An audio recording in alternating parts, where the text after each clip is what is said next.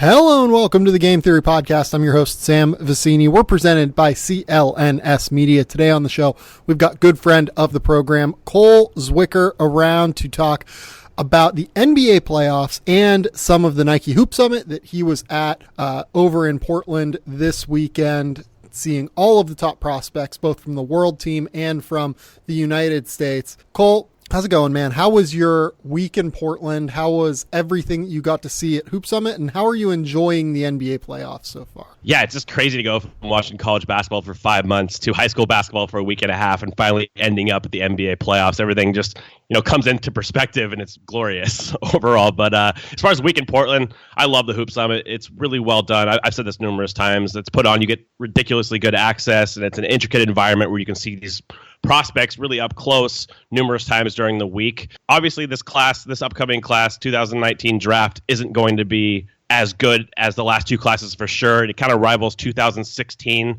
but doesn't look like it has like a Ben Simmons type guy at the top. We'll see how RJ develops over the course of the year, but very awesome event. If you haven't attended Hoop Summit, if you or a member of the media, I would highly suggest it. Yeah, we'll talk about Hoop Summit a little bit at the end. I think that where everyone would want us to start is with the NBA playoffs, given that it was opening weekend here. Every single series has been played except for Minnesota-Houston by the time that this podcast has been recorded. I recorded before Minnesota-Houston because, to be honest, I'm not that interested in the series. I guess that I'm interested in Andrew Wiggins and Karl Towns in their first playoff series and seeing how, the Chris Paul and James Harden combination works together. But I'm really just not that interested in thinking that series is going to be all that close. Do you agree with that? I do. I'm interested from a pure curiosity standpoint on how Towns defends in space, how they attack him. I have a feeling it's not going to go well, of course, when you're going against James Harden and Chris Paul, but still just seeing how he profiles in that setting is going to be interesting for me. And like you noted with Wiggins, how he carries himself, how he plays as like the third option in the playoffs is going to be pretty fascinating. Yeah, I think that's like I figure Towns is going to be good. I figure that the math problem is just going to be a significant problem for Minnesota, but I think that Wiggins is going to be the really just interesting piece there because he is now signed to a max contract. He needs to figure out how to play within what they want to do, and I think that we're actually going to learn a good amount about that from the next week or so. Very much agree. Let's talk about the Jazz and Oklahoma City, though. That game just ended as we started to record this podcast. I'm very interested in this game and in this series because these are two really, really good defensive teams who have questionable offenses for different reasons, right? The Jazz is mostly just a talent question, right? Like Donovan Mitchell is awesome and Joe Ingles is a very, very creative player, but this isn't one of the most talented offensive teams you'll find in the NBA. With Oklahoma City, their offense is incredibly talented. You look at all of the pieces they have, you think that they should be able to drop 120 a night. But you kind of see the way those pieces have fit throughout the course of the year, and it's been a problem. Wasn't a problem today. They dropped 116 on what is, for me, the best defense in the NBA, especially whenever Rudy Gobert is there. The biggest reason for that is that Paul George just kind of broke everything that Utah wanted to do. He dropped 36 points. He had 8 from 11 from 3-point range, 13 of 20 from the field. He just was ridiculous as a shot maker, as a shot creator. When he's playing like that, it's kind of impossible to see how the Thunder have any problem with Utah, but I don't know if we can count on him playing like that the rest of the way. Yeah, when he has it going, he's just really hard to stop at his size and ability to shoot over the top. You really just have to do a good job denying him the ball on these off-screen actions, because if he gets a window, you're cooked. Even if you can test his shot, he can shoot right over the top of you.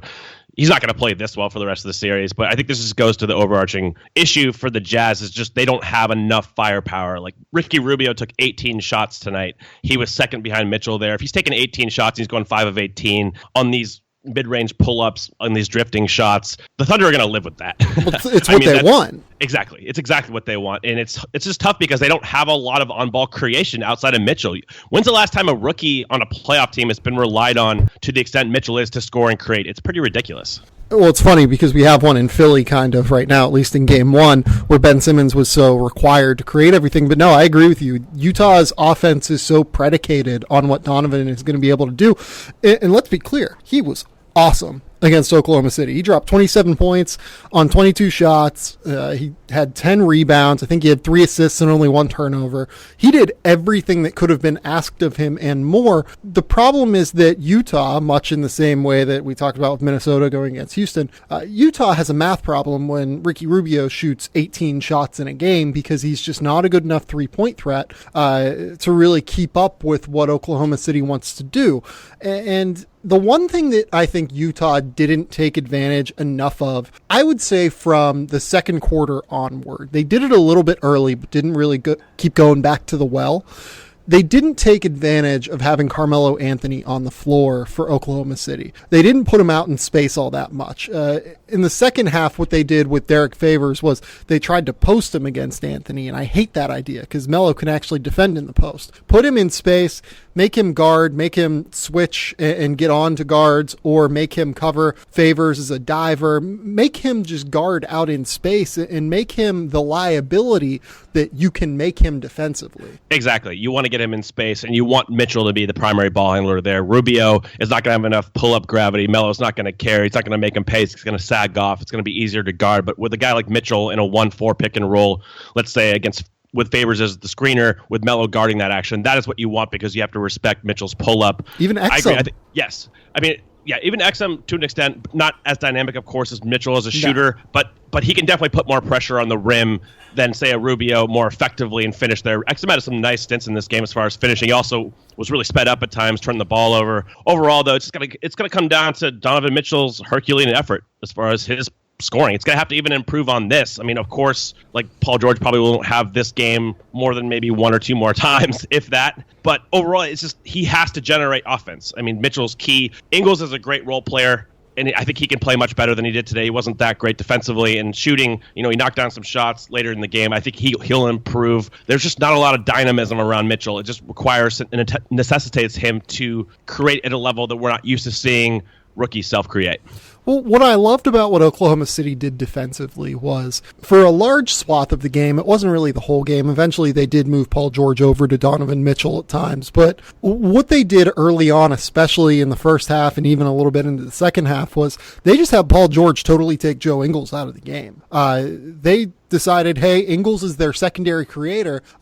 Let's just blow shit up with Paul George. Anytime they want to run a secondary action or a secondary pick and roll with Joe Ingles, let's just make that impossible. And Paul George, I mean, no offense to Joe Ingles, but Paul George is going to be able to do that to him. He's just not athletic enough to be able to get around and turn the corner against George because George is so good at fighting through screens. So I like the way that Oklahoma City defended the Jazz and forced them into tougher reads in tougher situations. Like the Jazz, I think, ended up with 108 points, but you look at the way that they kind of closed that gap late in the game and kind of put up a bunch of points in the last 2 minutes or so. Like Alec Burks dropped 10 points in the last 2 minutes of the game. This was not as strong an offensive performance as what the final numbers will look like for Utah. Yeah, and to start the game, the Jazz were able to get in transition a little bit. You saw that, and that's going to be easier for them. I mean, if they can generate points in transition, that's how they're going to, ease the gap as far as half-court scoring. But when they couldn't get out in transition, it was just much harder. At the beginning of the game, I thought Favors made a couple nice advantage passes. In that pick-and-roll setting we were talking about, hit Gobert twice on these like short roll actions when guys were doubling Mitchell or doubling Rubio at times. But that is a very interesting, that's the most interesting matchup to me individually, is Favors versus Melo in the starting lineup. Who's going to win those minutes? Because tonight Favors was minus 12. I didn't think Favors played well. Frankly, like his rim defense wasn't to the caliber that you expect. Steven Adams can move him around pretty at will when he plays at the 5. And at the 4, of course, you have more scrunch spacing in the half court because Favors isn't a 3-point threat. So if he's not going to win those minutes with Melo, I think it's going to be really hard for the Jazz to make this a competitive series.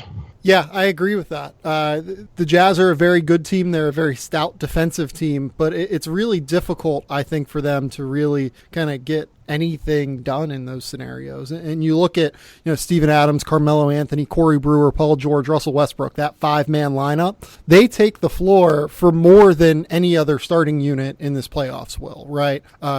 Billy Donovan is big on shortening his bench in the playoffs, and these guys played 26 minutes together. No other single lineup in the playoffs so far, has played more than 22 minutes in this game. So Quinn Snyder can go into the next game kind of trying to figure out, okay, we know what lineup is going to be on the floor. We know what players are going to be out there. We just have to find an adjustment to that. It's not like they have to worry about figuring out, adjustments to theoretical lineups that Billy Donovan can play. You know what Billy Donovan's going to do. You just have to adjust to it now. It's more about execution. And I thought even tonight, like Adams and Russell Westbrook in like a pick and roll setting, Adams with just his overall physicality. That guy is so damn good, man. I love Steven Adams. They gave Gobert tons of problems on defense, I thought. And that's not something that comes naturally to Gobert. I mean, he's usually enforcing and being the dominant one, emphasizing his will on guys. But tonight, it just seems like, Steven Adams gives him the physicality problems. I thought that Adams asserted his style of play more, and it's just a tough guard. I mean, with the Thunder, it's kind of clear what they're going to do there. It's not a scheme-based. I mean, it is a scheme-based issue. It's not a talent-based issue. So it's going to be a lot of isolation, a lot of individual one-on-one play. They're just probably going to outbeat you that way or beat the lesser teams that way because of the talent level. So you really just have to out-execute them, and I didn't see that from the Jazz tonight. I think they're going to get better play from Gobert and Favors moving forward, but it is notable that, the Thunder do give Gobert specifically problems. It was a little bit interesting to me that we didn't see much more of the Donovan Mitchell, Ricky Rubio, Joe Ingles, Jay Crowder, Rudy Gobert lineup in this game. They didn't really play all that much together, but in the regular season when these guys played together, it was the second most used lineup for Utah this year. It was only 195 minutes because of how much they interchanged, but this is a lineup that had a 27 net rating. In the minutes they took the floor together, 114.8 offensive rating, 87.4 defensive rating.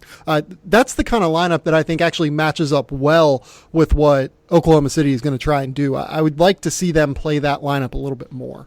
I would definitely try to put Crowder on Melo. I know some people are like, oh, Melo has the lineup, the matchup advantage. He's too quick for, Derek Favors. He's too strong for like Crowder types. If they're going to post Melo, let them do that. Yeah, that's how I feel. That's an optimal way. If you're playing the Thunder, you want them to post Melo. That's a good outcome for you. So I think exactly what you're saying. If Favors is not going to win those minutes at the 4, just start Jay Crowder. I think that the adjustment side has to come from Utah. It's not like the Thunder, like you said. They're going to play their lineup. You have to adjust to them. So maybe we see that moving forward, especially if Favors isn't as impactful. I thought that the Thunder's bench was also pretty good too, just really briefly. Yeah. I like Grant a lot as a player. I think using him as the screener negates his lack of shooting gravity. He made some plays, some finishes, and some passes in short roll settings that I was really impressed with. And then Alex Abrinas, of course, with 11 points, 3 or 5 from 3. If you can get that from him consistently all series, that's huge. Yeah, no, I totally agree with that. Before we kind of move on from this series, though, I think we need to mention just again, Paul George was insane in this game. Anytime that a guy does that, you can come in with whatever game plan you want to do. You can come in with whatever adjustment you want to do. But if Paul George is just going to knock down 36 points on 20 shots, there's nothing you can do to game plan for that. It's what Jaylen Brown talked about, and people love the quote. He was like, you have to outperform your game plan. You have to outperform your scout to be successful in the playoffs. That's exactly what Paul George did, and it's exactly the key to kind of outperforming what expectations are in the playoffs, I think. This is a series that a lot of people thought was going to be very close, in large part because of the game planning that Quinn Snyder has been able to implement throughout the year, and that Utah has been able to kind of combo break whatever other teams wanted to do to them. But when Paul George is like that, there's just nothing you can do. And, Russell Westbrook in the same boat, right? Like Russ ends up with 29 points on 30 shooting possessions, but, he still has 13 rebounds, 8 assists, and still just creates all over the floor. Yeah, the Stars typically win series. We know that. You can game play as much as you want, but the high-level talent usually wins out, and you saw that tonight with George. When he has it going like that, again, there's not a lot you can do outside of working hard to prevent him from catching the ball in general. When he actually gets the ball and shoots, especially at his size, at 6'10", ability to shoot over the top, that's a tough errand. So, yeah, let's move on. Let's talk about the Bucks and the Celtics. I think that was probably that was one of the 3 most interesting games of the weekend. We'll talk about the other one next for me and for you as well. The Celtics end up having to beat Milwaukee in overtime, 113-107. It was a very interesting game for a lot of different reasons, a lot of which are kind of matchup based, and a lot of them are kind of what we saw and didn't see from Milwaukee in this series. We kind of know what Boston is at this point, right? They're an incredibly well-coached team that is a bit under talented at this stage, right? Al Horford is their best player, and he stepped up in a big way. 24 points, 12 rebounds, 4 assists. He was a killer defending the rim. He was very, very good against Giannis and made him work for his possessions whenever he guarded him out in space. And, Terry Rozier had a big game. He had 23 points. Jaylen Brown had 20 points. Jason Tatum had 19 points. Marcus Morris, took a billion shots, but he ended up with 21 points. If they can get that kind of five-headed action offensively, they're probably going to win this series. I just kind of feel confident saying that. But this team still went through some of the offensive dips that we saw throughout the course of the season, especially in the second quarter when Milwaukee made their run.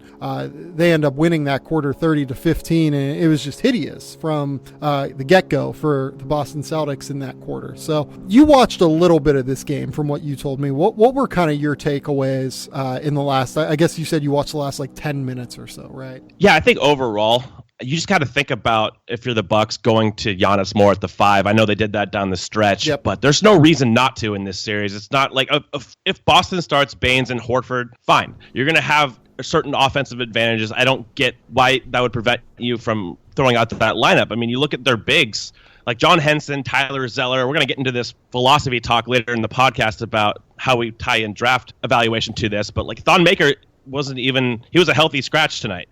Their bigs just aren't good enough, and they're not valuable enough to play, especially in a series like this where you're not going against a Joel Embiid type where you need a big body out there. Well, here's the problem, though. They played John Henson 37 minutes like he was good enough to play that long. And part of the problem was, I think, that Henson, and this is before you started watching the game, Henson started 3 for 3 in the first quarter and was actually kind of useful in his stint. But whenever a guy does that, a coach starts to get confident in him. And I think Joe Prunty got overconfident in having John Henson out there to the point where he played 37 minutes, which I don't know this, but I would guess that would be pretty damn close to his season high. Yeah, and even if he played well, I don't think you're getting full value playing John Henson next to Giannis. They just need to space the floor. They need more playmaking, and Henson's not bringing you enough as far as a rebounder, boxing out and everything. And offensively, he's strictly a dive man. He's not going to give you much as far as spacing the floor at all. So those kinds of bigs, it's just a tough errand, especially when you don't have to play them. I mean, he's going to have to probably be in the rotation just for the number of bodies. Sure. That's something that stands out with Milwaukee's roster is just how many of these guys are actually suited to play in the playoffs. I mean, even a Jabari Parker type. You can speak more on his play today, but looking at his box score, 15 minutes, he was a minus 14. I'm guessing a lot of that negative involved the defense, right? So yeah, he was really bad. He was really bad defensively today. But before we get into the Jabari thing, because I do want to talk about that a little bit. Actually, no, let's talk about it now, because you brought up playing Giannis at the 5. So part of my problem with the fact that Jabari only played 15 minutes today is that it unlocks the ability to play Giannis at the 5, and it unlocks the ability to put another body on Al Horford.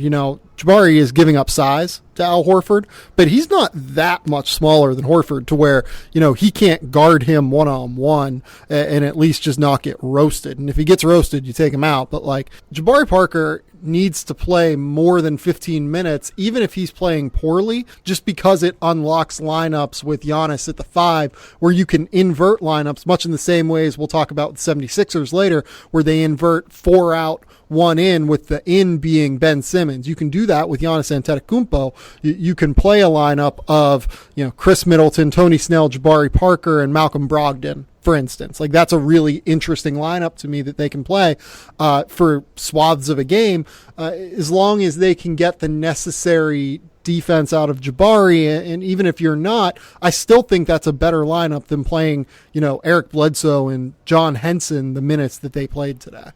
Yeah, I agree. And I think my problem all year with the Bucks has just been a lack of creativity offensively. I want to see Giannis at the 5, used as the roll man, used as the primary ball handler with spacing around him. I just think there's different ways that they can construct their offense that will make this a more competitive series. I mean, obviously today was a competitive series, a competitive game, but went to overtime. But I think the Bucks, there's just a lot of untapped scheme-based stuff that they can implement and just getting more creative. You have one of the most rare players in the league in Giannis. You can utilize him and optimize him. You don't have to have this either-or system, with Middleton isolating and Giannis off the ball. It's just, there are ways to do it that would extract the full potential of this roster more. And I don't agree with not playing Sterling Brown. I mean, he didn't get any minutes in the rotation. I think that he is a guy who knows where to be in team defense. He's strong at his size. If he knocks down threes, he makes the extra pass. He's going to be valuable for you in a series like this. So you draft Sterling Brown because he's a wing who has two-way ability and he can play in the playoffs. I think you have to find a way to incorporate him more. So yeah, just like compare this roster to Philadelphia for a second, right? Like they have a bigger point guard who's like better off the ball like Philadelphia does in Malcolm Brogdon, right? Like he would be the perfect point guard in a lot of ways, especially when he plays like he did in the second half today where he had 16 points, yes. Playing next to a guy like Giannis Antetokounmpo. Tony Snell's not as good as Robert Covington, but they're at least similar archetype players, right? Like Tony Snell hit 40% from three this year, and he can defend the wing. You look at Chris Middleton. Chris Middleton is a game breaker in so many different ways, and he had one of his best games of the year this season, and that comes off the heels of a season where he was 20 points, 5 rebounds, 3 assists a night, and was genuinely one of the most underrated players in the NBA. Oh yeah, he's also an incredible defender. Like there's so many similarities with this roster that you really should be playing spread pick and roll and just letting these guys spot up and forcing the Celtics to get out on shooters, because what Boston's doing defensively to Milwaukee is they're just walling off every single time that Giannis drives, and they're forcing Milwaukee to say, hey, we're going to knock down shots against you. The problem is that whenever you play John Henson and Eric Bledsoe in the same lineup with Giannis, which they constantly did in this game, there's not enough spacing on the floor. But when you play them with Jabari Parker, Malcolm Brogdon, Jason Terry, or Sterling Brown, there magically becomes enough spacing to play those kind of lineups and actually hurt what Boston wants to do to you defensively. And Giannis is one of the biggest mismatch creators in the league. We've seen this with LeBron in the playoffs. He can create mismatches just based on his presence on switches, but it's how you utilize guys too. It's like if you just give Giannis, if you give Giannis the ball and he's just isolating, and you have Al Horford on him, Al Horford can play 5 feet off and just absorb that blow when Giannis drives. You have to get more creative than that. Use him as the roll man. Use him as the screener and create like a potential switch where Giannis can post, then you draw a double, then you get an open three. There's just a lot of different ways to use him that I don't think that the Bucks are really optimizing him in that role. He can just be such a rare kind of offensive mismatch creator, and that's like the most important thing in the playoffs is who can really generate, mismatch gravity, and Giannis does that in spades. Yeah, like I actually think that the Bucks do the post thing with Giannis often. The problem is they do it too much. Like that's the basis of what they want to do with their mismatch nightmare issues, right? Like they want to get Giannis in an ISO or in a post scenario against a smaller defender. I just don't think he's good enough to do that, though. Like I just don't think he's a skilled enough post player yet to where he can take full advantage of that. I think it depends on the matchup. Like if it's a similarly sized player, or even like a wing, I don't want him creating from the post at a high rate. I'd rather him just try to overwhelm guys with a size, draw fouls. But most importantly, it's just passing the ball, like making reads. If Boston, like I said, I didn't watch this game in full, so I don't know how Boston kind of defended against him. It's just my overall point is just the versatility aspect of Giannis is something that they really need to try to hammer home, and that's done via how he's utilized and how he's surrounded with different lineups. Yeah, I was very unimpressed with the creativity of Milwaukee's coaching staff in this game. Just in general, I mean, they were at 13 3-point field goal attempts with like 5 minutes left in the game. In regulation, that is. If they're going to defend you like that, there's just no circumstance where that number should ever be that low. Yeah, exactly. And I think that even watching that game for probably 10 minutes, it was obvious that there just wasn't a lot of creativity in what the Bucks were trying to accomplish. Like it was really simplistic offensive sets, not a lot of action, not a lot of off-ball movement. It was basically just kind of your turn, my turn. And Brad Stevens is too damn good of a coach. And despite Boston lacking their premier offensive players, this is still a team that is very sound defensively. They're very switchable, but their team defense-wise, that's not going to be how the Bucks win this. So if they're just going to ISO, I think that Boston's going to win this series. The Bucks, it's going to necessitate more creativity from the Bucks if they want to make this, a competitive 6-7 game series. Yeah. And we should talk about Boston, given the fact that they won the game. Well, actually, hold on. One last point on Milwaukee. Eric Bledsoe, I think, maybe played his worst game of his NBA career today. At least the most harmful game I think I've ever seen him play. He goes 4 for 12 from the field, 5 turnovers, and was just destroyed defensively by Terry Rozier throughout the course of the game.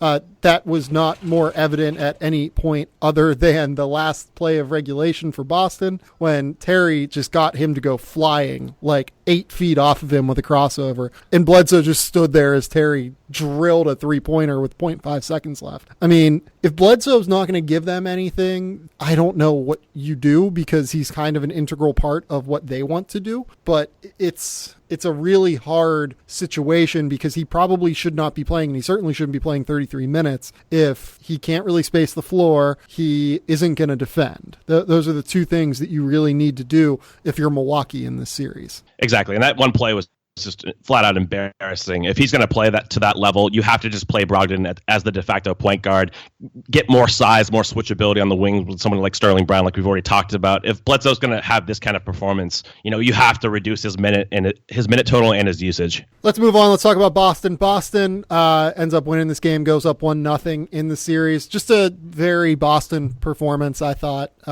Solid-ish offense, not anything crazy. Overall, a really solid defensive effort, though, a really, really stout defensive effort. Horford did a great job on Giannis, as I mentioned earlier. The team in general did a great job on Giannis, forcing him into a lot of really tough shots. You look at his stats, he goes 11 of 21 from the field, 13 of 16 from the line, 13 rebounds, 7 assists, 35 points. And you think that he played incredibly well. And, look, at the end of the day, he's Giannis. He's going to play this well. But I actually think they made him work for it. And because they made him work for it, he did not necessarily get his teammates as involved as they really need him to, almost. But again, Milwaukee didn't get anything from anyone other than Giannis and Chris Middleton, who combined for 66 points. I think the most surprising thing for me for the Celtics is just their box score is Al Horford getting to the line 14 times. How the hell did that happen? There were probably, maybe 6 to 8 of those at the end of the game. Got it. Just kind of knocking down free throws at the end of regulation. I think he had 1 trip to the line in overtime as well near the end of that period. So yeah, he had 6 to 8 of those. But again, he was just really good offensively as their hub. Even so, he was a little bit more aggressive from what we've seen from him in the past. But it was just a very, very impressive night for Horford, I thought. It definitely seems like it. I mean, he's going to have to be their offensive hub. He already kind of was without Kyrie in the lineup earlier this year, because he has to facilitate from the high post. They just don't really have dynamic creators yet. Like Tatum has shown flashes. He had a couple really nice passes in this game, but he's still not going to initiate your offense at a high level. Same with Jaylen Brown. Rozier is more of a scoring type of point guard. So in certain matchups, against the Bucks, I mean, Horford, for who they play against him for the most part, I think he's going to have a considerable advantage over a guy like Henson, over a guy like Zeller. Any big they're going to put on him, when he goes to the 5, he's going to have a considerable skill advantage, and the Bucks aren't going to be able to make him pay on the glass as far as boxing out, finishing over the top. That's where Horford struggles sometimes, as far as you could explode over the top. He doesn't have the best physical tools, even though he's an incredibly smart team defender. And I think this is a great matchup for him. Yeah, I would agree with you there. In general, their defense against the Giannis, Bledsoe, Henson, Middleton, Snell lineup that Milwaukee played 15 minutes of, that really seemed like their main lineup throughout the course of regulation, at least. 86.9 offensive rating, so 86.9 defensive rating for Boston against that lineup. That was really impressive to me, the way that they just developed a scheme knowing that none of these guys other than Middleton and Snell can shoot. So we're just going to make them prove to us that they can space the floor. And they didn't prove that throughout the course of the game. And that was a problem. Now, when they went to Giannis at the 5, Giannis, Bledsoe, Brogdon, Middleton, Snell lineups, for the 7 minutes they did that in overtime, really also at the end of regulation, I would say a little bit too. 141 offensive rating for Milwaukee. Now, they also had a 141 defensive rating, but that's the lineup that I think is going to be the best way for them to unlock what Giannis can do. I agree. And we noted in the past series, as far as Oklahoma City, Utah, usually star talent wins out, but sometimes scheme wins out and better coaching. And it's worth noting that Brad Stevens just has a considerable advantage in this series there. He's going to make the small adjustments. He's going to maximize his roster, even without Kyrie, even without, of course, Gordon Hayward earlier this season. There isn't a coach in the league that's more or better suited to really optimize what he has and play to his player strengths than Brad Stevens. One thing that I am a little bit worried about going forward for Boston is the bench unit. Marcus Morris was really, really good in this game. Don't get me wrong, but Shane Larkin was terrible, I thought, throughout the course of it. He turned it over 4 times. He was his pesky defensive self, but was kind of an issue there as well, just given the size of Milwaukee. And Shimi Ojale, for as much as you and I love him, he's just not enough of an offensive threat out there to really even be capable. And then Greg Monroe just can't really be played unless they're playing him against like Henson or Zeller. And even then, Milwaukee took advantage of him out in space. Yeah, and I'm far less high on Ojale than you are, but I do like him still. I do think that depth point is really fantastic, though. Overall, I think you go, obviously, Horford, Tatum, Rozier, Brown, those guys are your guys. Baines can give you, added value in certain matchups, especially, but you get down, they just lost too many guys. They've lost too many top-level guys where they don't really have like the functional diversity and flexibility deep into their roster. Like, guys aren't giving you production in value areas. They're not like multiple. They're not like the Rockets where they can really put different lineups out there that really kill you. And that's mostly because they're restrained so much with injuries. And I think that's going to matter more. Let's say they beat the Bucks in this series. I think you're going to see that manifest more as the playoffs go on. The good thing for Boston, Marcus Smart is apparently eyeing like later in this series, maybe game 6, game 7, or next series for a return. That would be really big for Boston, I think, just to get him back and to get another guy there who can do a lot of different stuff defensively and offensively. Let's move on and talk about New Orleans and Portland. This was another game that was very interesting to me, and you mentioned it as the game that you thought was most interesting to you over the course of the weekend so far. I'll let you lead on this one. What did you want to speak about most? I guess we should start with Anthony Davis, probably. Yeah, I mean, Davis, just the matchup problems we've talked about in the past when we talked about that MVP discussion of him at the 5, we really saw that completely manifest against the Blazers, who started a traditional center and Jusuf Nurkic against him, and just how impossible it is to guard Davis in that setting. I mean, they were setting down screens for Davis. Nurkic is not going to be able to keep up with him. As far as spread pick and roll, when they actually get Davis the ball and pick and pops or pick and dives, there's too much space, even with like Rondo on the floor, if they set their offensive scheme right. And Davis is too good of a finisher to where even if you bring like a small over to help protect the rim, he's just going to elevate right over the top. So we just saw the dynamism and the impact that Anthony Davis can have at the 5. He's the best offensive 5 in the league to me when he's fully rolling. He just has too many ways to beat the shot functionality off the dribble. He can like step back in your face. It's unbelievable, that element. And I think this is a really fascinating series just to see how the Blazers counter that, because if they continue to start Nurkic and play him on Davis instead of maybe moving Nurkic to Mirotic, which isn't an optimal lineup either, but I don't know how you can survive with Nurkic against Davis. I think they'd be better suited to play someone like Aminu on him. So yeah, that's exactly what I was going to ask you. What do you do in this situation if you're Portland? Because I was trying to figure this out, because you mentioned the offensive side of the floor and the fact that Nurkic can't guard him. I was most worried about what Portland wanted to do on offense and what New Orleans was doing to them defensively, because we know Drew Holiday has just been unbelievable defensively, and we're going to get to him in like a full breakdown in a second because he's been unbelievable. Monster. But what the Pelicans did in terms of utilizing Anthony Davis just to blow up every single pick and roll that the Trailblazers wanted to run was remarkable. They would either have him hedge out hard whenever it looked like Dame wanted to pull up from deep or whenever CJ wanted to pull up, or they would just kind of let him sit back in space if it was a guy that they didn't trust as much, like an Evan Turner. And he just totally blew up everything with his length. It was impossible for them to do anything. And to me, in those situations, what Portland needs more than anything is they need a guy who can be a pick and pop threat for whenever Davis overplays to the pull-up jumper or underplays to just playing under a screen because Evan Turner is the guy or Shabazz Napier is the guy. So I was thinking like one of Zach Collins or even like Myers Leonard would be useful. You just say, you know what, AD, you're going to get your shit. Go get your points. Like, we're going to try and outscore you offensively and try and blow up what you want to do defensively. That's really fascinating. I think I agree with you. I think Zach Collins fits that mold the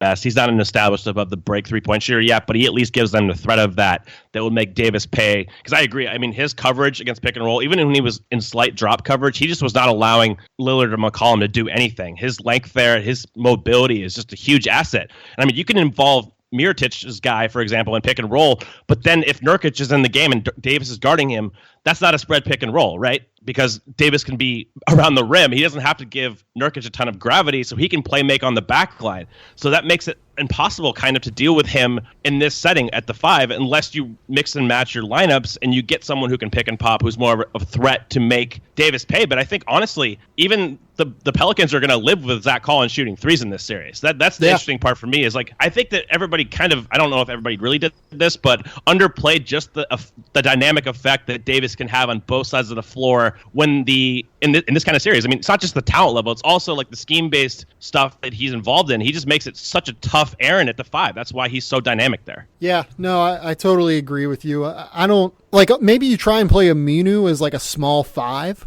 Maybe that's the move, because Aminu knocked down 37% of his threes this year. He went 1 for 5 yesterday.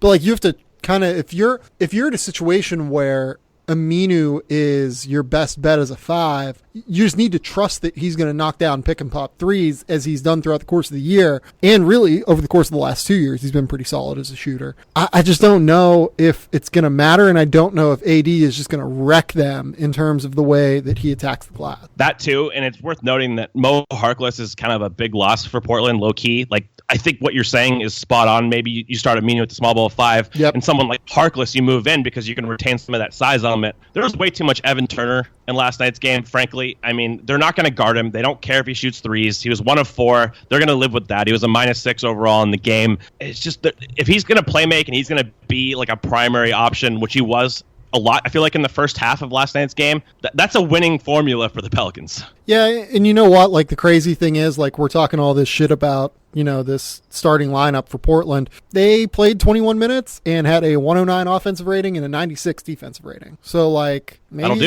it doesn't matter, but, you know, there were too many times last night, even off the bench, more in bench units than in the starting units there, that they just didn't really have any sort of recourse for what Anthony Davis wanted to do. And this is where we should also talk about Drew Holiday, because Drew Holiday, since January 12th, has been one of the best point guards in the NBA. Like, I would legit say he's been a top 7 point guard in the NBA. And that's like right around when DeMarcus Cousins went down with injury. I think he went down with injury 2 weeks later. Holiday is averaging 20 points, 7 assists, 5 rebounds, 1.7 steals, 1 block a game as like a kind of combo-y guard. He plays next to Rajon Rondo, so I don't know what you want to call him. But, you know, you do that, you combine it with 50% from the field, 36% from 3, 77% from the line, and like all first-team defense caliber play, and he's just been one of the most underrated players in the entire NBA throughout the course of the season, and it's just hard to overstate what his value was in this game against a Trailblazers team who I think many expected to have a massive, massive advantage in the backcourt.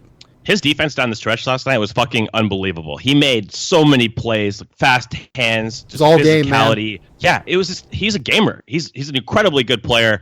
And offensively, I mean, he's not like a dynamic offensive threat, not as an elite guy, but he can get to that like sub-elite level in certain times of his play. He's just so important to what the Pelicans do. He's definitely the second best player on their team now by a wide margin. And if he's going to outplay both Dame and CJ, that's obviously enormous for the Pelicans. I don't think that Dame and CJ are going to go 13 for 41 every game, but it's worth noting that Holiday, his defense is elite. I mean, his size, his effort level, the hands, the instincts, that's all there. He really battles you. And yeah, he was a monster last night.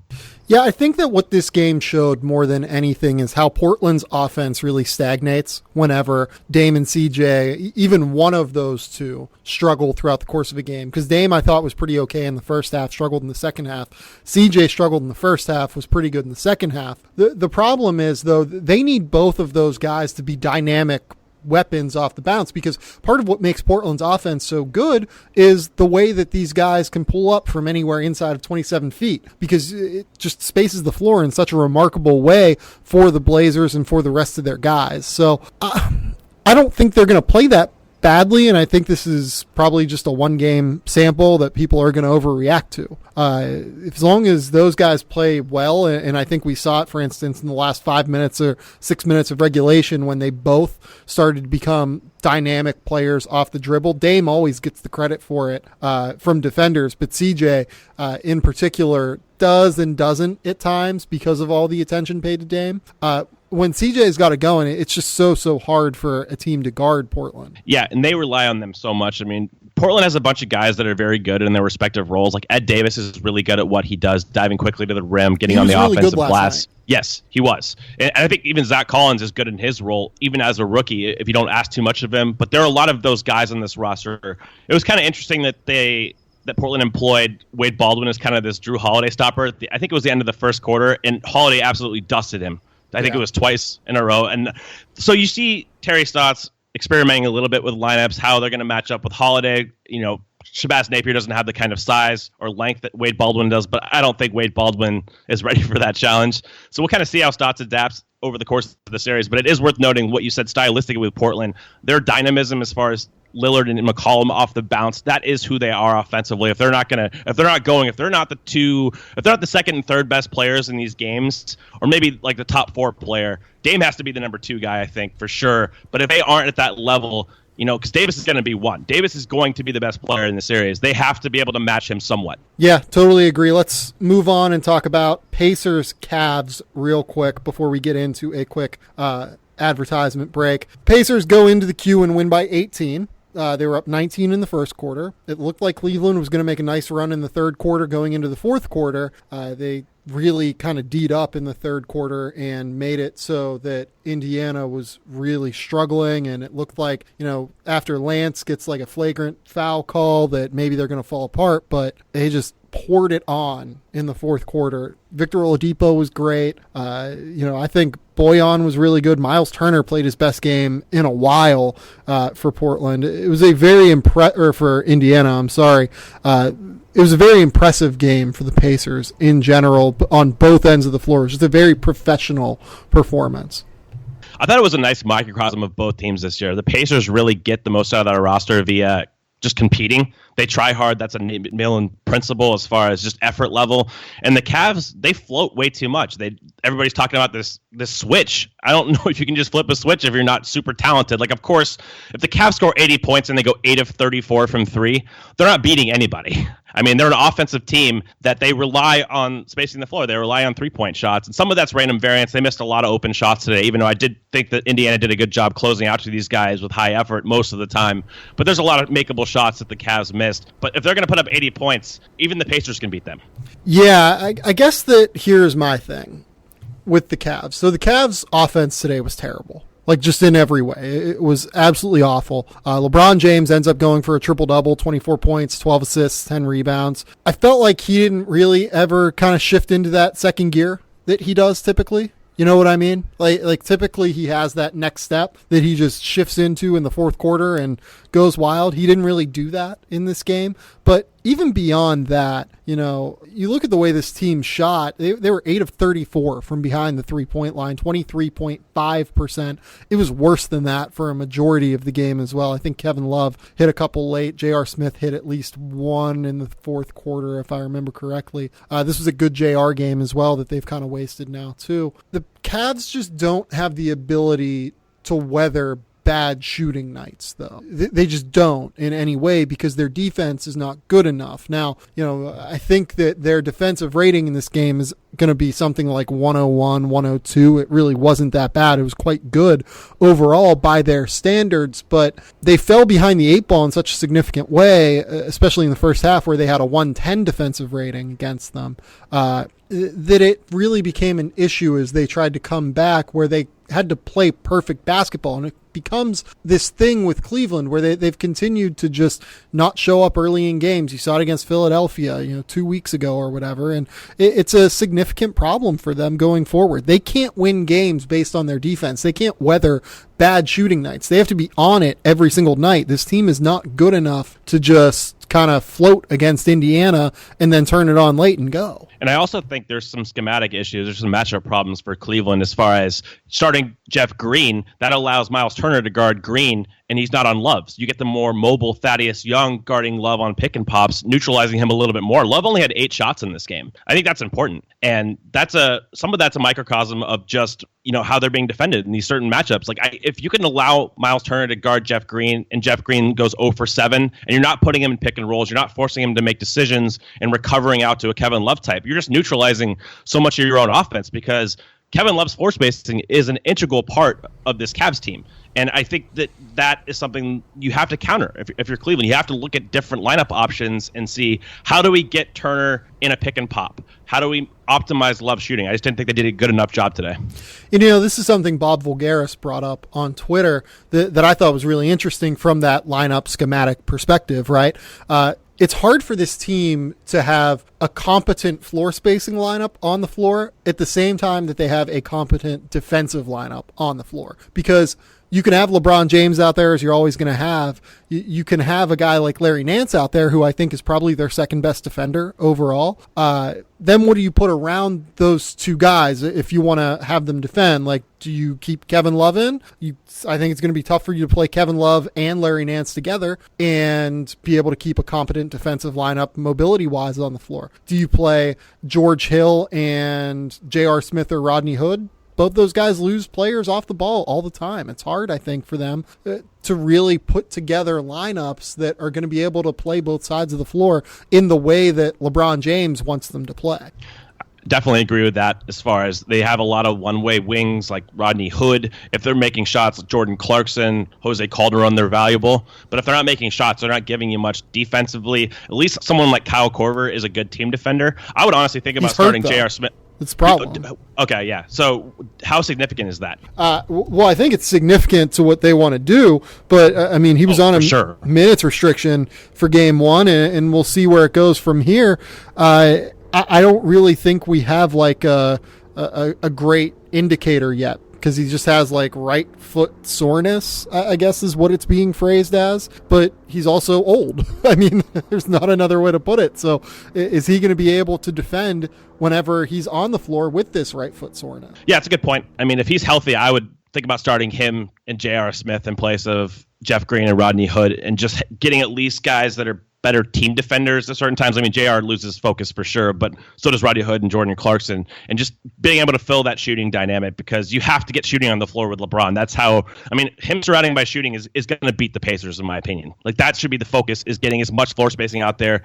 You're not going to have good defensive lineups regardless. Like, I agree. I really like Larry Nance as far as his dynamic. I think he's the only guy in their team that kind of gives them the athleticism, effort, energy dynamic, especially in the front court. But really the most important thing for them is shooting. If you can hide, Kyle Korver, on Thaddeus Young, for example, if they're going to post him up, maybe that's what they do. I don't know. It's just, you have to experiment a little bit more and try to optimize your offense rather than cut your losses defensively, because, again, I don't think that any lineup the Cavs throw out there defensively is going to be consistently good. Yeah, that's probably exactly right, to be honest. They're just not going to be – they have not shown the capacity to defend in a significant manner throughout the course of the season.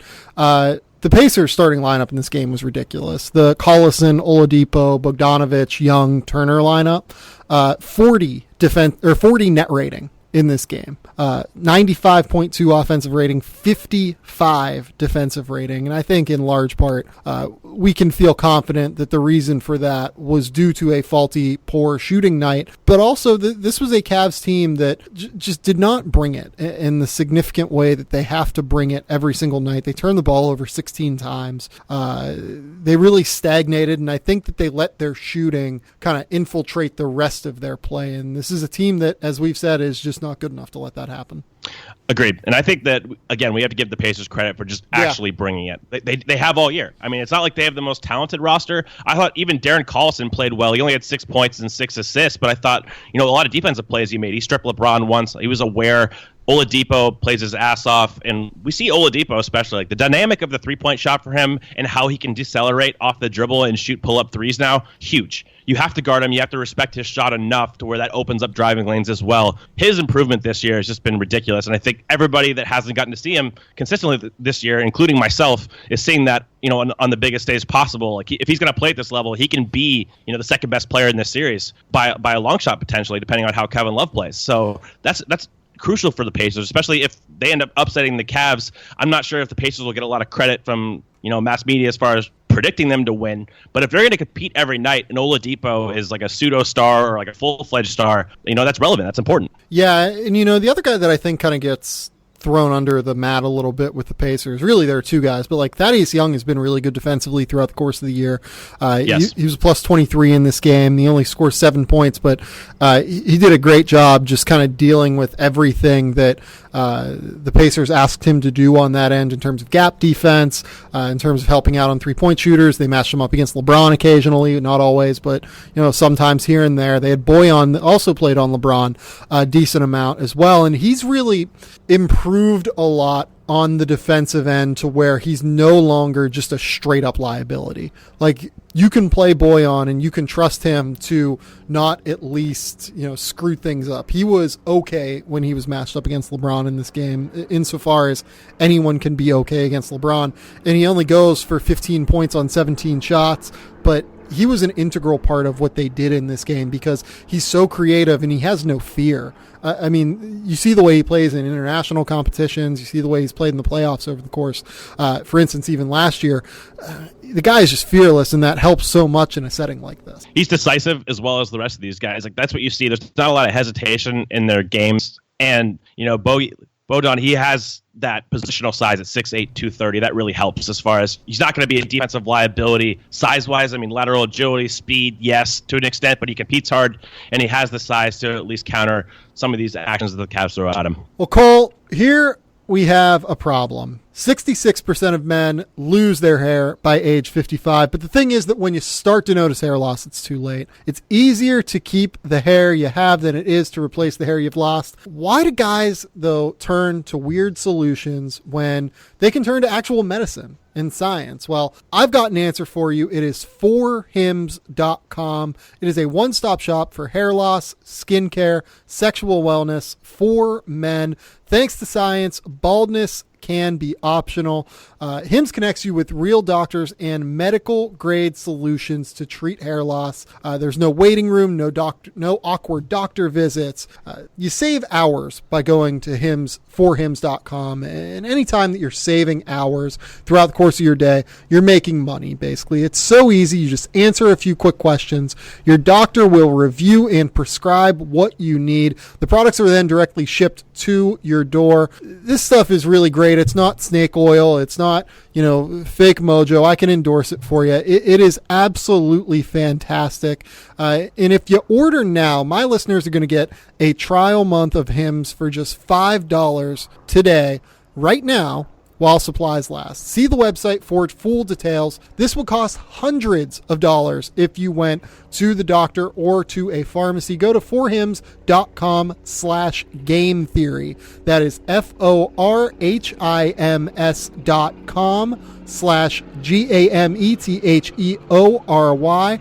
forhims.com/game theory, and you will get a trial month of Hims for just $5 today. Let's move on and talk about the Philadelphia-Miami game. This was not nearly as close as I thought it would be. I thought that Miami, without Joel Embiid for Philadelphia, would be able to devise ways to try and slow down Ben Simmons. That really just did not happen in any significant way, though.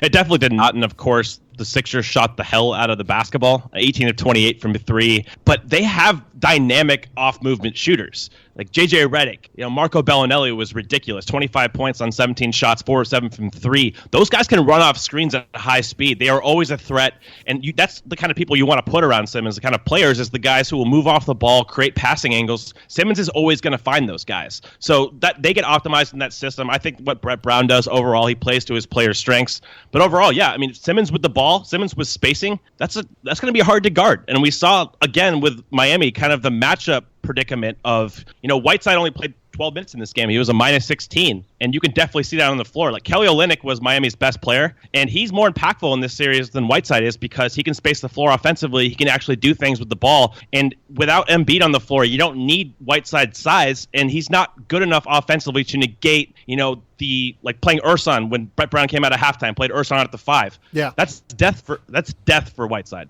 That was the single best adjustment I think I've seen this weekend in the playoffs. Agreed. Instead instead of going back to the Amir Johnson Brett Brown just decided, hey, we're going to play Ersan and we're going to play Hassan Whiteside off the floor totally. And we'll see if Eric adjusts immediately or if he decides to kind of ride out the guy that is making $25 million a year and Brett put pressure on him. And they ran a ton of little pick and pop stuff with Ersan. They ran a ton of off movement action with Ersan and made Hassan guard in space, and he proved he couldn't do it, as he's proven throughout the course of his career. And in the first 4 minutes, they had to take Whiteside out of the game in the second half, and that was after a 15-0 run to start the second half. So it was just a ridiculous performance by Brett Brown in this game, but it was also a great performance by Ersan Ilyasova, by Marco Bellinelli, and by Dario Saric. Those guys combined for 62 points in this game, and anytime that happens, and that's without throwing in JJ Redick, who added another 28 points. Anytime that the four white horsemen of the 76ers end up dropping 90 points, the Sixers are not going to lose. And I mean, they had Covington's contributions defensively. Like, he probably was the best single defensive player. Him and Drew Holiday stuck out the most to me. It's just guys who just dominated defensively. Like, his rotations, his challenges around the rim. Covington is just so he's an awesome fit next to Simmons. I think that's one of the main takeaways. I think he had 3 blocks in this game, but he altered so many shots, his effort level, his length. He was fantastic. Saric, of course, with the shooting and like his versatility. I think he's really impressed me this year. I was not super high on Dario coming into the year. I was like, okay, he'll be fine. But he's been, he enables Philly to retain their size while having the skill on the floor, which is just absurd. Yeah, Dario's been insane throughout the course of the year. I pulled up a number during that game. The only players this season to average 14.5 points, 6.5 rebounds. What is it? I think 2.5 assists on 58% true shooting. It's like Giannis, LeBron James, Nikola Jokic, Kevin Durant, DeMarcus Cousins, Julius Randle, and Dario Saric. That's awesome company, and it shows how rare that skill set is. We're not comparing Dario to a lot of those players, but it just shows how difficult it is to find efficient players who can also add as much as he does defensively and add as much as he does, not even necessarily defensively, but as much as he does in terms of efficiency, knocking down shots, and being able to move the ball offensively and create for himself. Exactly. And even defensively, I mean, he's 6'10". He's big. So you're not experiencing that trade-off with smaller players, and that's what makes Philly just such a nightmare. I mean, of course they're going to play JJ Redick or Marco Bellinelli. You can attack those guys. You can attack Ersan, but for the most part, they have 4 bigs on the floor, but they can retain their skill level. Like, we don't see that happen very often in the league. Yeah, and as we mentioned earlier, I just pulled up a number here. I was looking to see how many deflections that Robert Covington had. He really actually didn't have like a crazy deflection game, given the fact that he led the NBA in deflections this season. But Ersan Ilyasova had 6 screen assists in this game. They were just hammering Hassan Whiteside and even Kelly Olynyk when he was in the game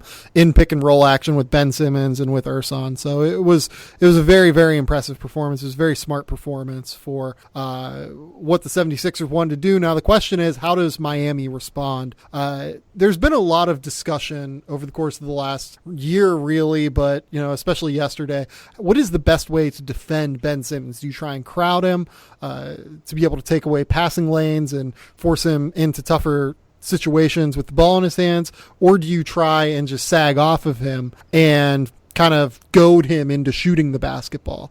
I lean one way on this. What do you think, though? I think you want to make him a scorer. And the way I would do that is play someone like Bam Adebayo, who has the quicks, but also has the strength to give Simmons problems. Because Simmons, his game is predicated on building up a head of steam. I mean, he's obviously nimble. He's a great dribbler. We saw him on that crossover blow by Olynyk. So he's still going to win in certain matchups agility-wise. But what he predicates his game on is dislodging guys. Because he's so strong, 6'10", when he has a head of steam, he's going to be able to create separation that way. So playing a guy like Adebayo, this is what the Heat did to the Bucks against Giannis. They played off of him, 4 or 5 feet, and he was able to absorb that contact in space. I would at least try that approach. If you play like Josh Richardson on him, Simmons is going to have too much of a strength advantage there. And with how Philadelphia sets up their offense, a lot of fake dribble handoff actions, we've seen like Simmons knows exactly when to hit the thrusters. He can still get by those guys. So I would try to put size on him and force him to score, stick closer to shooters, and not allow those guys to get open looks. What about you? So I like the idea of putting someone super strong in playing soft coverage if they can actually move. I don't know if Bam's quick enough to stay with him. Like, Bam is really, really quick for a big guy. Don't get me wrong. But I don't think he's quick enough to stay with Ben once Ben gets that head of steam. And I think that's the key. You need to stop Ben from getting a head of steam going toward the basket. I would crowd him.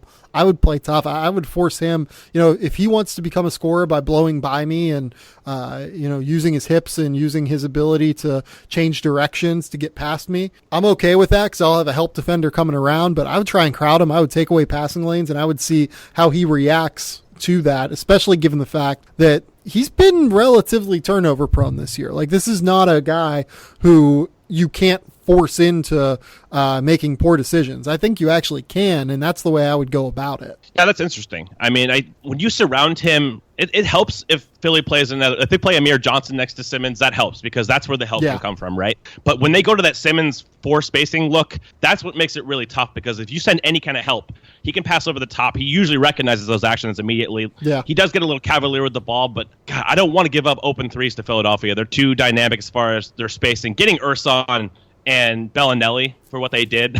I mean, that was a fantastic pickup. Just shooting off movement around Simmons. That's how you want to utilize him. So I think I would at least try Bam. I agree with you. I don't think he's quite agile enough, but I don't look at their roster and really see another option. Maybe you try Justice Winslow. He has the strength and he's a little bit more mobile than Bam, but I think I would try to make him a scorer and play someone with some strength on him. Well, like Miami theoretically is the perfect guy to play on him in James Johnson. Like, James Johnson is quick, he is strong as all hell, and he's physical. He knows how to play guys like that. Like, the problem is though that in lineups with James Johnson, you really can only play one guard next to him. Like, you have to play one of Goran Dragic or Tyler Johnson. You can't really throw Magruder in there. You can't really throw Wayne Ellington in there because he's not strong enough to defend bigger players. So it kind of limits what you do do offensively whenever you have James Johnson want to guard Ben Simmons defensively. But like that's the guy that I think they really should be throwing on him,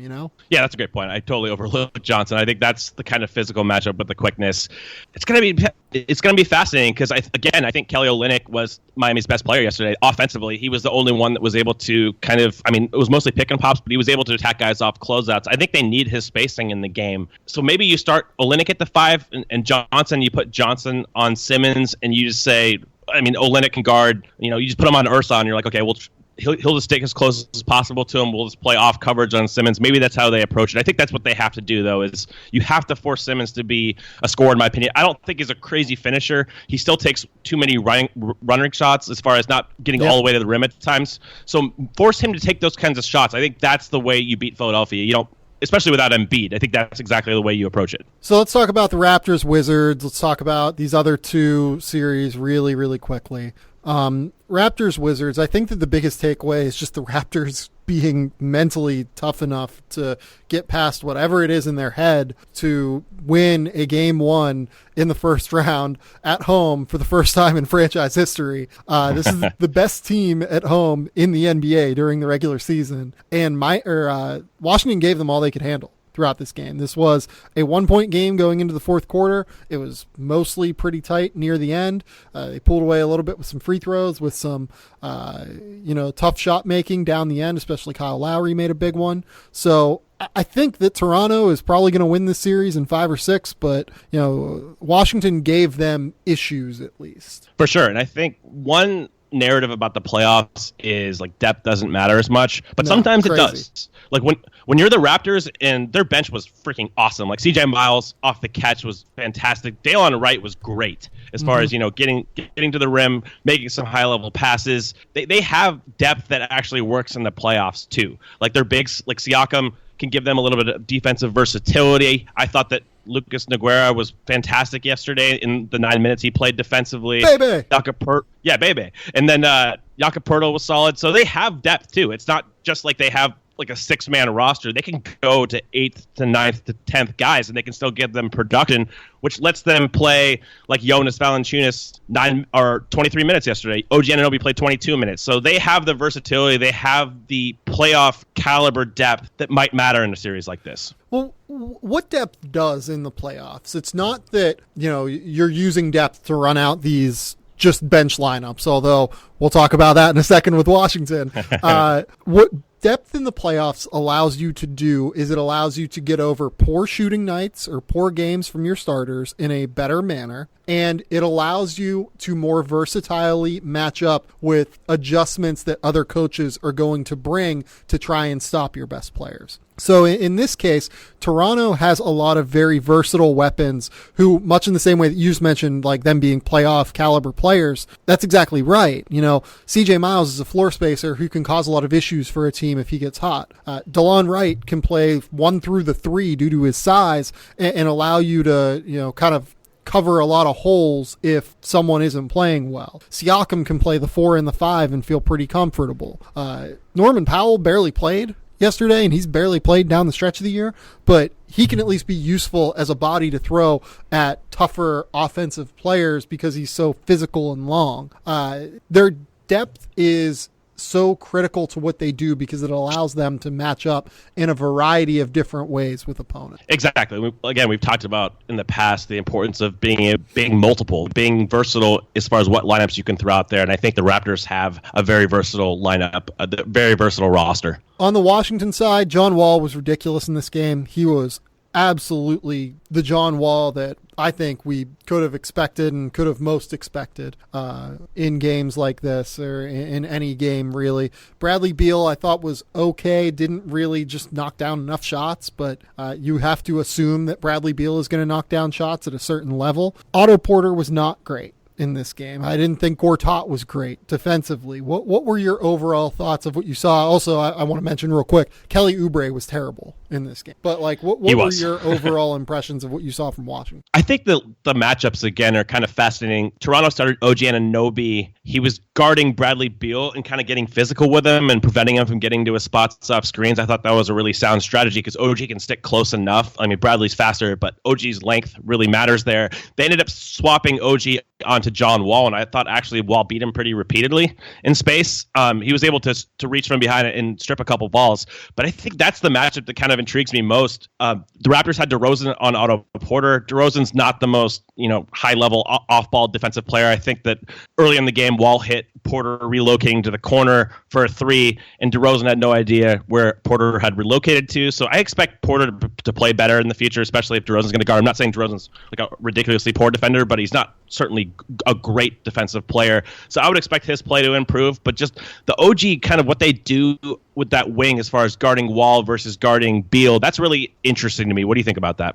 Yeah, that was very shocking to me that's like kind of a strategy they went to. I would imagine that part of it was probably to keep Kyle fresh throughout the course of games. I mean, again, they're so versatile that they can do that, though. I think that you can't really do it all that often whenever Jonas and Ibaka are out there, you have to do it when Jonas and Ibaka are out there, as opposed to doing it when OG is at the nominal 4 spot. But at the same time, it's at least a different look to give John Wall. And I think that the more different looks you can give him, the more different coverages you can give him, the more you might have a chance at confusing him, given the fact that he hasn't played a ton recently. I also want to mention Serge Ibaka was incredible in this game. He was huge for Toronto, 23 points, 12 rebounds, very solid defensively, I thought, too. He was a very important piece for Toronto.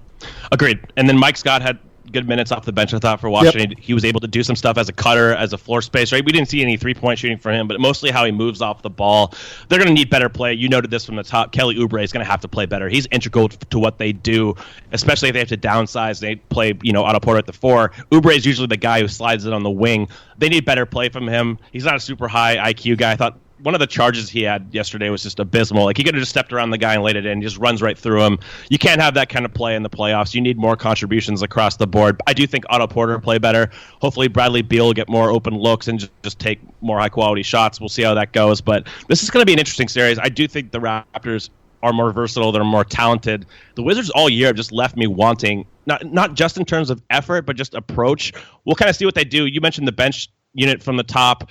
The Wizards like to get all their stars on the floor and win those minutes, so they play more all bench units, more 5 guys that don't create at a high level. We'll see how that is adjusted to. I'm not sure if that's the right strategy. I think that Beal and Wall should probably be staggered. So we'll see if they fix that approach. But they're relying on their starters being the Raptors. But I think the Raptors bench is good enough to make the Wizards pay in those increments where they don't have starters on the floor, if that makes sense. Yeah, I will say this. The Wizards only played 4 minutes yesterday without John Wall or Bradley Beal on the floor. That's a general step in the right direction, I would say, for them. The problem is that their minutes without Wall were really problematic. You look at the 4 minutes that Bradley Beal, Markieff Morris, Kelly Oubre, Satoransky, and Mike Scott played, -40 net rating. That kind of stuff just can't happen. It's going to be too difficult for them, I think, whenever they're getting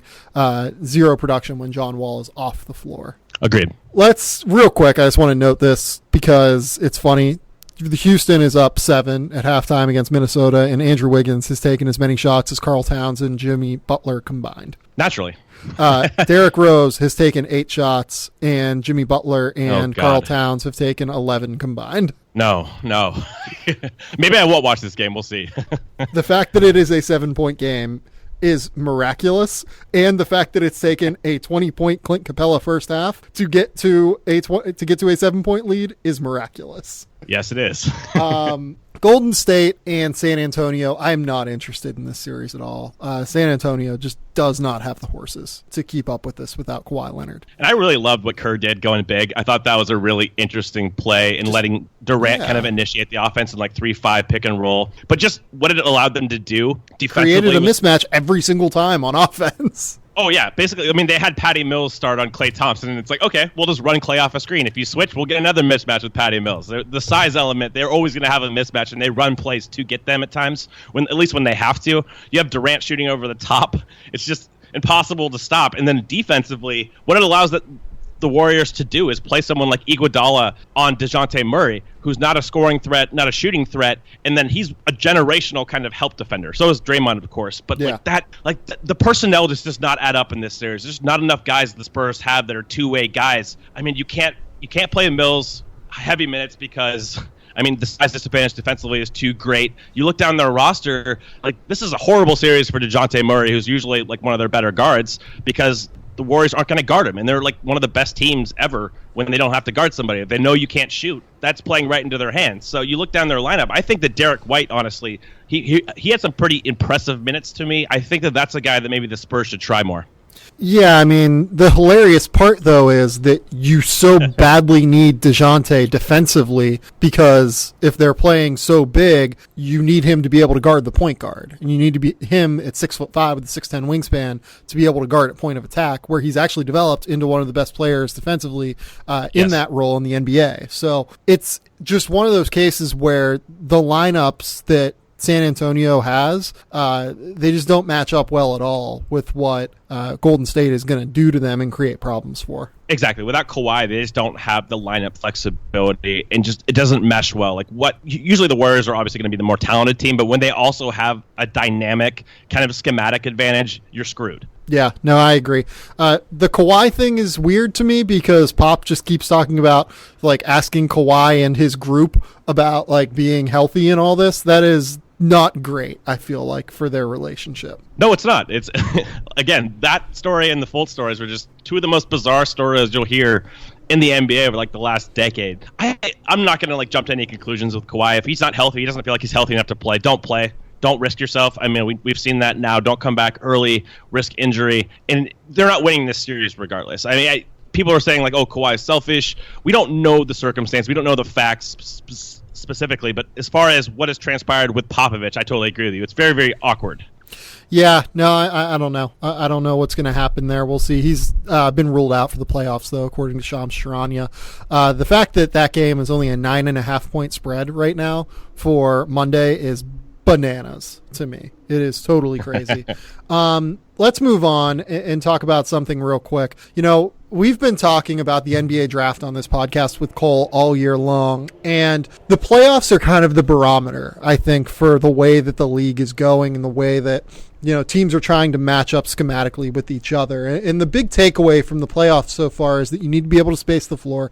You need to have versatile defenders, and that big guys who can't defend in space or struggle at least a little bit to defend in space are going to be taken advantage of and are going to be played off the floor. Now, you look at this NBA draft, right? DeAndre Ayton, Marvin Bagley, Jaren Jackson, Mo Bamba, Wendell Carter. These are 5 of the top 9 or so players, maybe 11 in Carter's case, in this NBA draft. And do you think that lines up with what we've seen from this playoffs? Because I think that you can kind of answer it on both sides of the coin, but I think that it's an interesting point to talk about, at least. It really is. And we should note that, if you're a big who struggles in space, but you're still like a significant plus on offense, there's still a role for you. I think if you can function as a floor spacer, especially if you can operate in that kind of role, that's huge. But the overall takeaway for me is that if you're not a special big and you can't stay on the floor defensively, if you're going to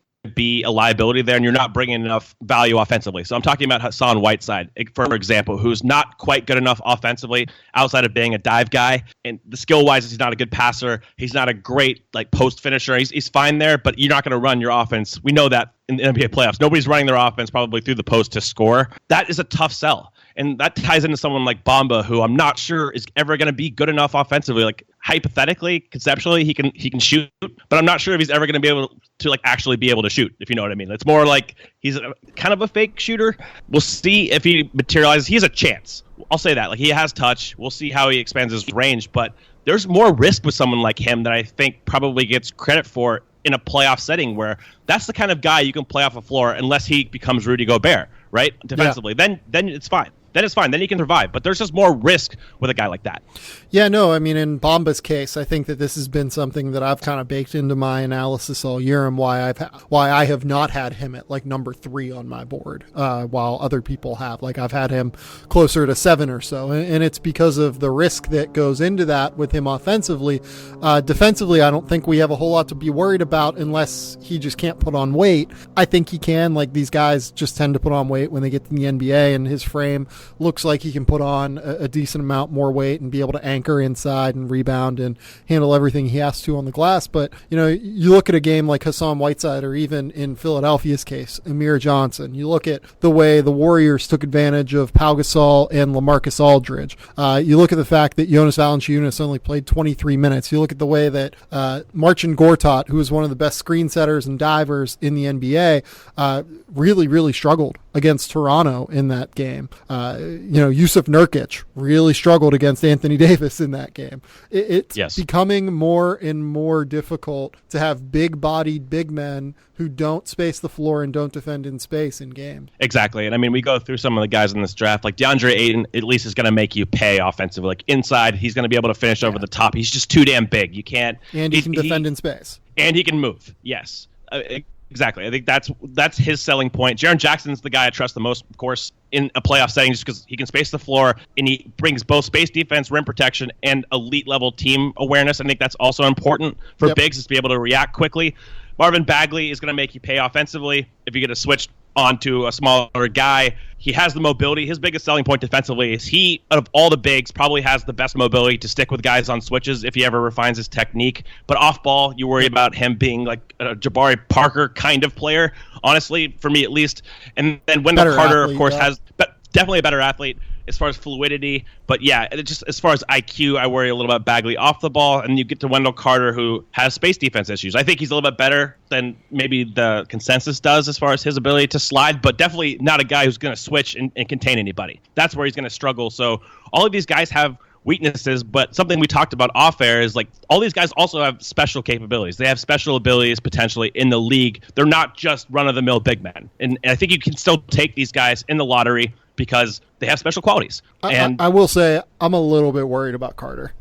The more I watch this playoffs, he's the one guy where I've been I don't know. You don't really move well enough in space, and you're already 260 pounds. And I guess he can shoot it. Like, that'll really help. Like, the fact that he can shoot it, he needs to become, like, a damn good shooter, though, I think. The shooting, the passing, the playmaking, I think he has that. He can function very capably in an offense, even like be not like the fulcrum, but he can be like a dribble handoff guy. Right. For me, it's like I look at a guy like he's going to have to win like how David West wins, which is with positioning, which is with instincts, reactive athleticism. It's going to have to be like that. We've seen that like David West was an awesome defensive player this year, mostly because he's a great team defender. That's how Carter's going to win. But yes, I mean, as far as like straight switch settings, you're not switching him out on like a point guard, right? That's right. death. Right, and like, look, I'm not saying like, hey, I have him outside of my lottery right now, but for a lot of people, he's like 7 range. I think I have him at like number 9 right now. But like, I look at it and I'm just like, I don't think there's really any way I would take him over Mikal Bridges. I don't think there's any way I would take Shea Alexander, or I would take him over Shea Alexander. Yeah, for me, this also factors into positional value, and this is why Mikal Bridges, this is why I've had him in the top 7, is because this dude, and I'm probably going to have him even higher than that, he becomes so much more valuable in the playoffs. I mean, he gets like the high floor, lower ceiling kind of archetype. He needs to be able to create, though, too. I mean, maybe. But even if you could plug guys on the floor defensively who are versatile and shoot the ball like Mikal can off movement, there's not a lot of guys like that. I think that's what is overlooked about him historically, is there's not a lot of guys that come into the draft, a lot of wings that have his shooting resume combined with the defensive versatility, the length, and all that. Yes, I think he's ideally like a number 3 or number 4 guy in your team, but you can easily see him being on a championship level team in that role, and that's what makes him so valuable. Yeah. I like that. But like the other thing is you're talking to me here, and like I think you feel the same way. I have 4 guys on my big board from the range of number 10 or 11, wherever I have Carter, down to like 45. Like that's just the way the league is going. Like I have guys like Jere Foster and Tony Carr and Trayvon Duval. Like even like Duval is like not good at basketball yet.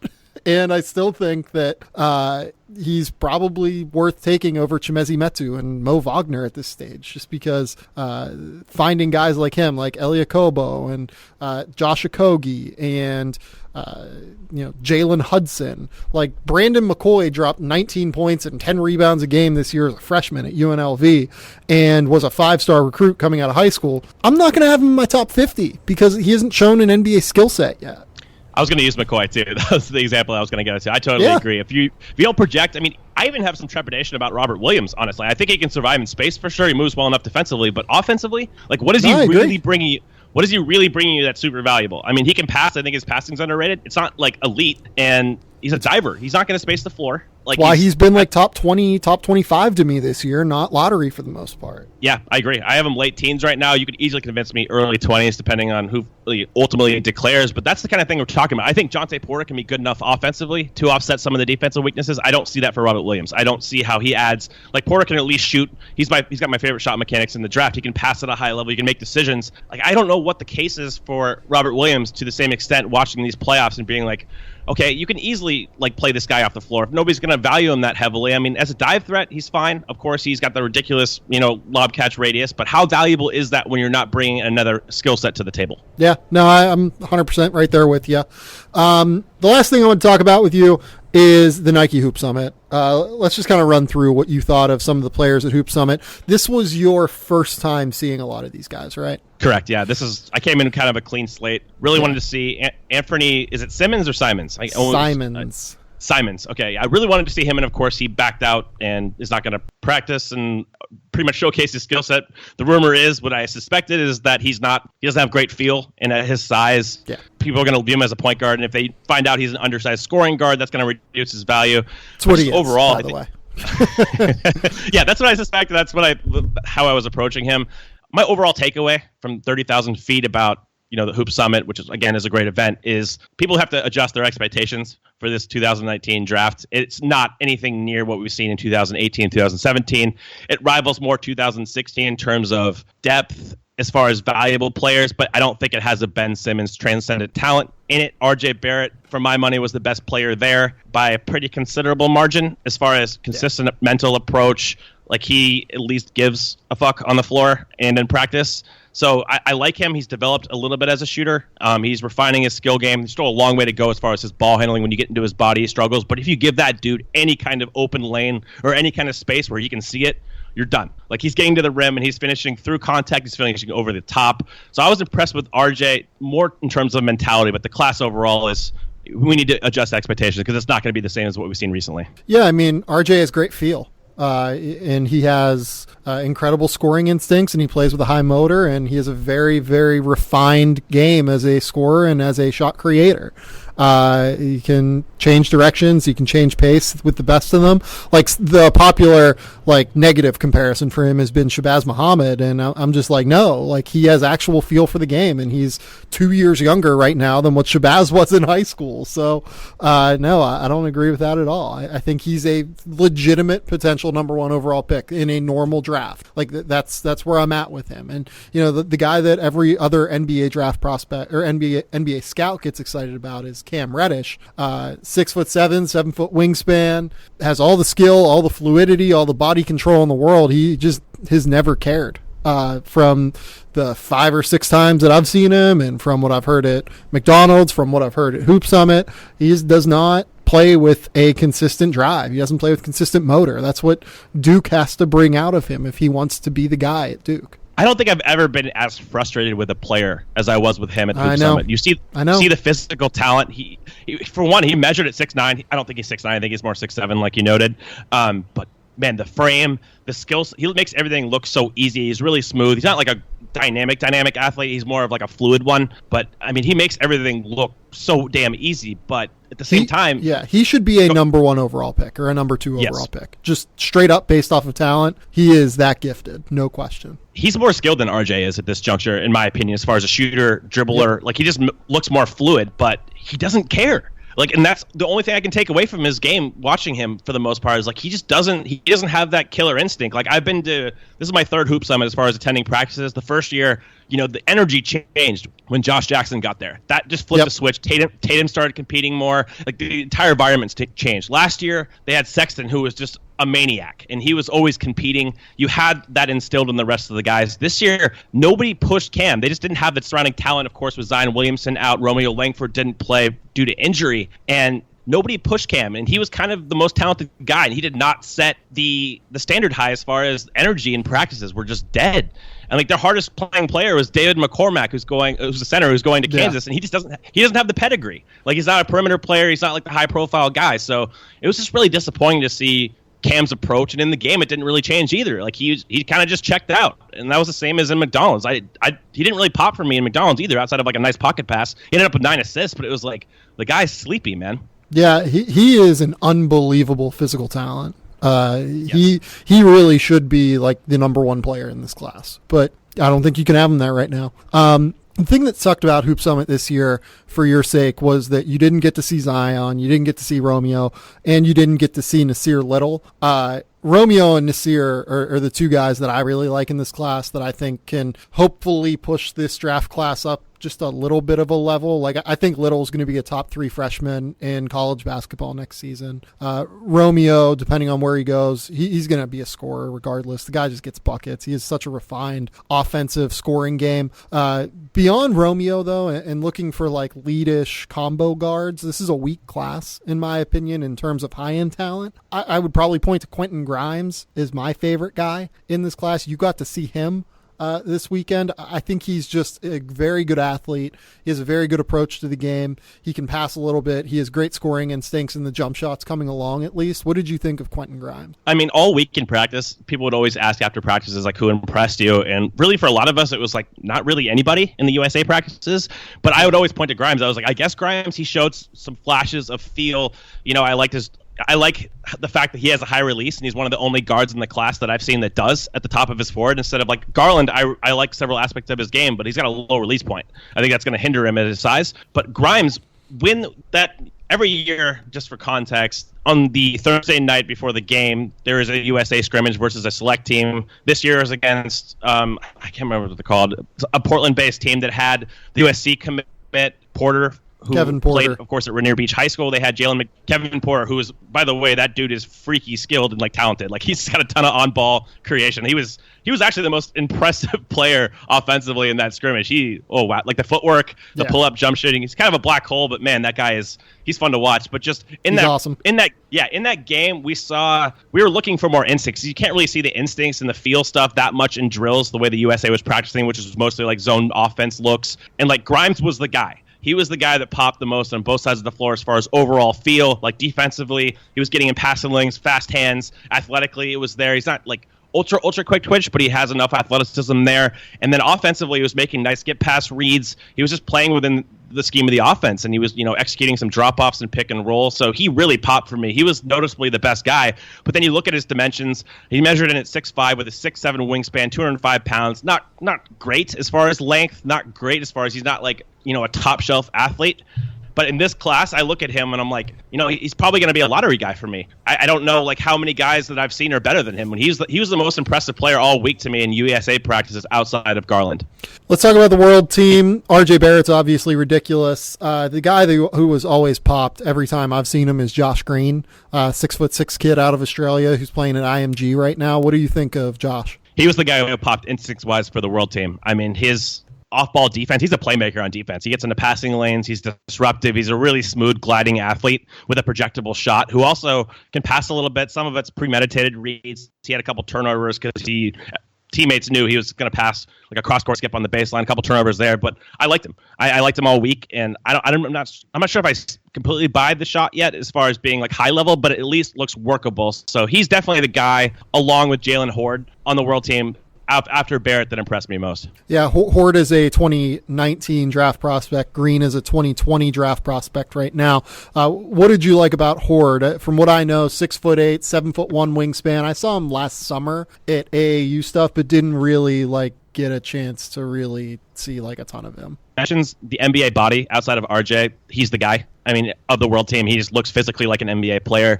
And I rewatched the Hoop Summit game after I got back after seeing it live, and he was so much better in that game than I gave him credit for. As far as he is legit feel, he does a lot of the small things, a lot of the small passing plays. He really great on the offensive glass. He absolutely killed the U.S. team on the glass, just beating guys to spots.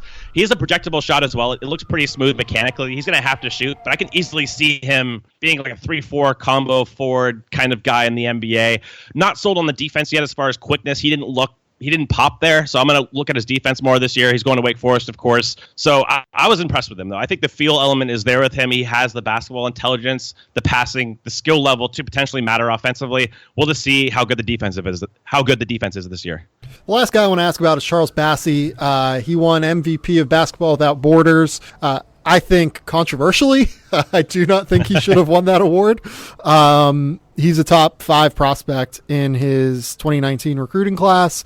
What do you think of him? I mean, he's 6'10", 7'3" wingspan, very athletic. I'll just kind of leave the floor open to you. I think I have the worst read on him of any of these high-profile guys right now. He just didn't really pop for me all week in drills. I mean, he looks the part for sure. He's athletic. He got a ton of offensive rebounds in the game. I didn't think he was necessarily that impressive overall. I don't know. I mean, he definitely has some touch. Like, you can see him shooting a little bit. His form isn't ideal, but he has touch around the rim. I didn't see too much as a passer. He has some lower level tape where he's dribbling the ball like full court through his legs and stuff. I didn't see the handling coordination at the Hoop Summit, but again, very small sample size. I'm going to watch him closer, but I didn't come away like uber impressed with him and anything he did over the week. Yeah, he kind of strikes me as exactly what we've talked about for the like playoff scouting for the NBA draft stuff, right? He scares me in terms of what his skill set is right now for the NBA, because it would be very easy if he doesn't get like a crazy amount better in terms of his actual skill set. It'd be very easy to see him getting played off of a floor immediately in the NBA. Yes, I want to get your opinion on what's your opinion on Bol? Because he's going to be the most divisive player in the draft, I think. He's been the most divisive player in his recruiting class for years now. I'm not a huge fan. I think he's a slow twitch athlete, doesn't have great reaction time. Obviously, though, is 7'6" wingspan at 7'1" or 7'2", whatever he is. Very good shot blocker and can shoot, which is very interesting for his size. But I'm not a Bol Bol guy. Oh God, he was so frustrating as well in the practices. He just did not give a shit for the most part. Like, he would get beat repeatedly by McCormack running the floor. He just looks really awkward when he runs. He's not super fluid. Like, he's way more awkward than Bamba is changing ends. Like, he just really high hips. Just doesn't look natural, but he's got great touch. He had showed a couple of nice field plays in the game as far as this drop-off pass, or in the scrimmage, I should say.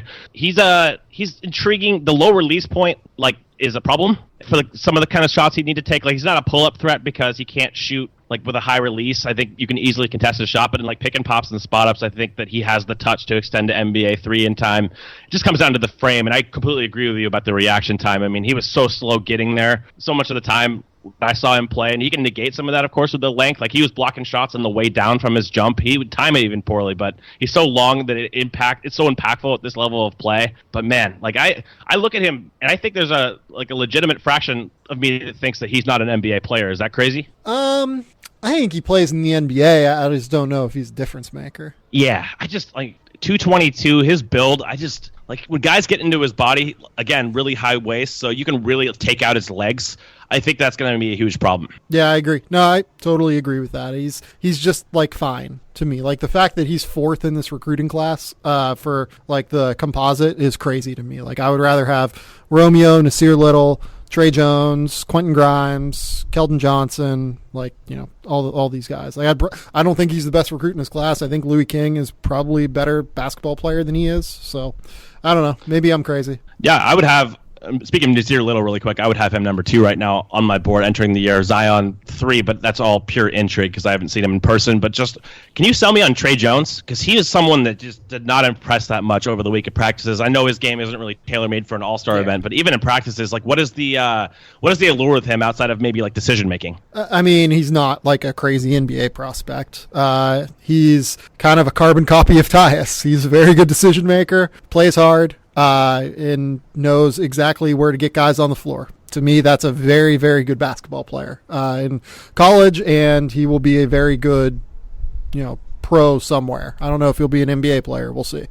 Okay, that's exactly my read on him. It's just the shooting really worries me. Like, his shot, I don't think he's the same caliber of shooter as Tyus, and that's the one distinguishing element that I've seen over the course of the week. Like, he's reluctant to shoot distance shots from 3. Mm-hmm. He takes a little bit too long to gather. Like, he didn't shoot a ton of pull-ups. He just has no pull-up threat. That's something that Garland has in spades over him. I'll say this about Trey, though. Tyus had the same problem going into Duke. Okay. Yeah, so that's going to be the area that I monitor with Trey, is just how he modifies his perimeter shooting, can he expedite his release? Because he's going to have to shoot. I mean, he's not the caliber of athlete where he's getting to the rim and finishing at a high rate, even though he has some craft around the basket. I just don't think he's that dynamic. Yeah, no, I agree. Totally agree with that. He's not like a crazy guy that, like, I think needs to be higher on recruiting boards or anything. He's just fine to me. Nothing all that wild. All right, so last question, Darius Garland, what are your thoughts on him? I really like him as a college player. I think he is probably going to, like, lead Vanderbilt to the NCAA tournament next year, despite them literally having nothing return to their roster of use. He is a really just effective offensive player because he's lightning quick. He knows how to play in pick and roll. And as you mentioned, he can really pull up off the dribble. Defensively, from what I've seen, he's pretty pesky. He's only like 6'2", but he's actually really, really pesky because he's so quick. He's just so quick that he causes so many problems. Yeah, I'm with all that. I think he was the best shooter on the USA team over the course of the week. Can really shoot off movement off the ball as well as pull up. He's the only guy in the USA team that had an off the dribble shot threat in the actual game. But I think the important thing you noted is you think he's going to be a great college player, and this is kind of what I'm thinking about most of this class, just to put it in context for the listeners. It's like we're thinking of this in a completely different scale of like an Ayton or like even like a Bagley for me, who I'm even pessimistic on, but he's damn sure better than mostly all of these guys, you know what I mean? So I think that's the context, is like the drop off with this class is considerable compared to what we've experienced recently. Yeah, like there's no DeAndre Ayton in this class other than maybe RJ Barrett. There's certainly no Marvin Bagley in this class outside of maybe RJ Barrett. Like these guys are all good players, but they're not, you know, I mean, would you have Jaren Jackson number 2 behind Barrett in this class?